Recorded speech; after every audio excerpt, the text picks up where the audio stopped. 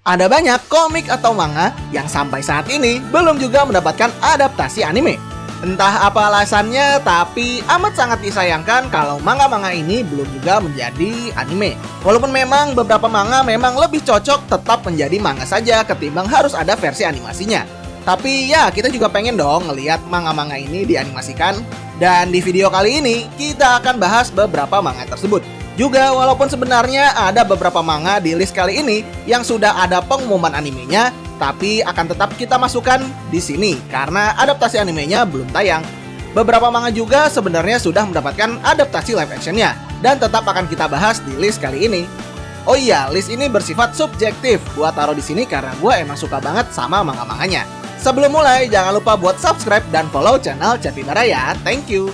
Mau tahu ada apa aja di list kali ini? Bersama gue Cepi. Dan ini adalah 6 manga yang belum mendapatkan adaptasi animenya versi channel Capybara. Yang pertama adalah Solanin. Manga satu ini rilis pertama kali di tahun 2005 dengan total 20-an chapter dan 2 volume. Ini adalah karya dari Inio Asano, mangaka yang memang seneng banget bikin cerita tentang orang dewasa kayak gini.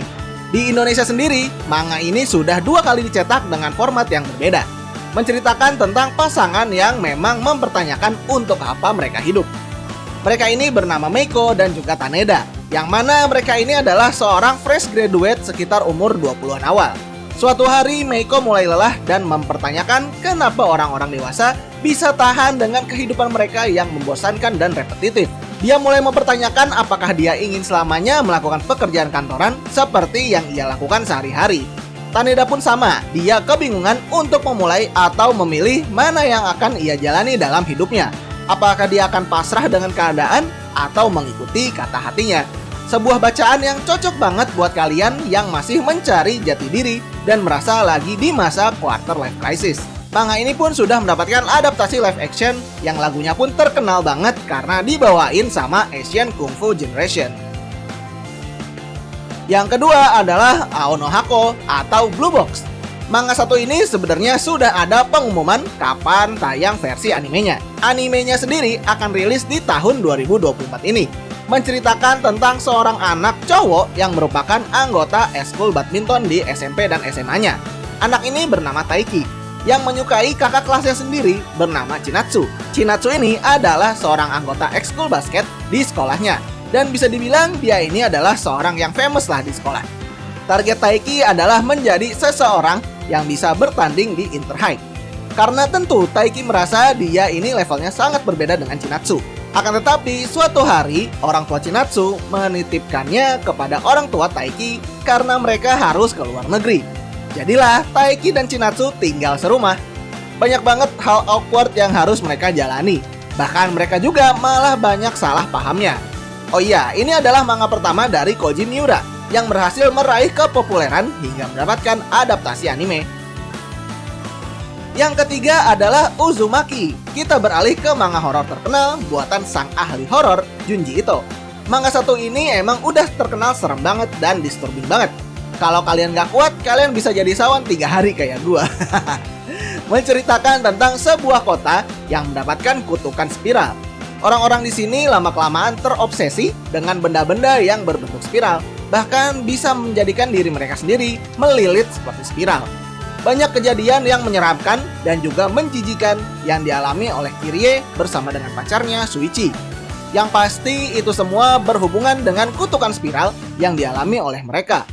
Bahkan kejadian-kejadian ini pun sampai menimpa kedua orang tua dari pasangan ini. Bener-bener manga horor yang bisa bikin takut sekaligus jijik pas udah bacanya. By the way, manga satu ini udah ada pengumuman akan diadaptasi jadi anime. Animenya hitam putih. Dan juga udah ada live actionnya juga lebih dari 20 tahun yang lalu. Yang keempat Adalah Kagura Bachi. Balik lagi ke manga shonen. Kali ini adalah salah satu manga shonen yang tahun kemarin hype banget perilisannya. Bahkan sejak chapter pertamanya udah ngasih hype yang bener-bener kayak manga yang akan populer ke depannya.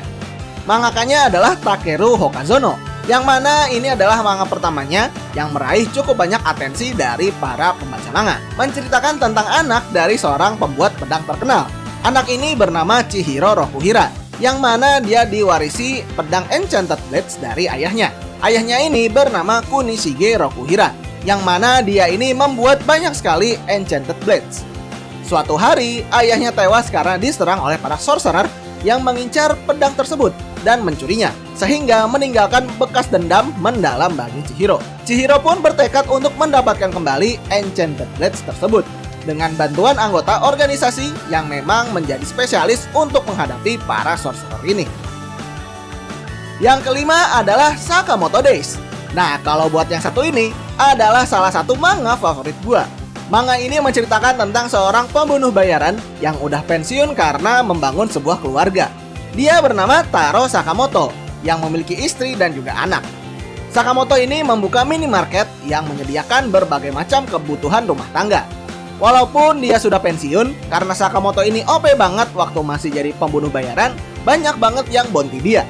Yang ngincer sih ya orang-orang pembunuh bayaran juga. Walaupun yang ngincer ini orangnya konyol-konyol, gak jarang juga Bapak Sakamoto ini kedatangan lawan yang cukup tangguh buat dilawan sama dia. Action dan komedinya jempolan lah buat gua. Dan yang terakhir adalah 20th Century Boys. Wah, kalau kalian gak tahu manga ini sih keterlaluan. Manga ini populer dan terkenal bagus pada zamannya.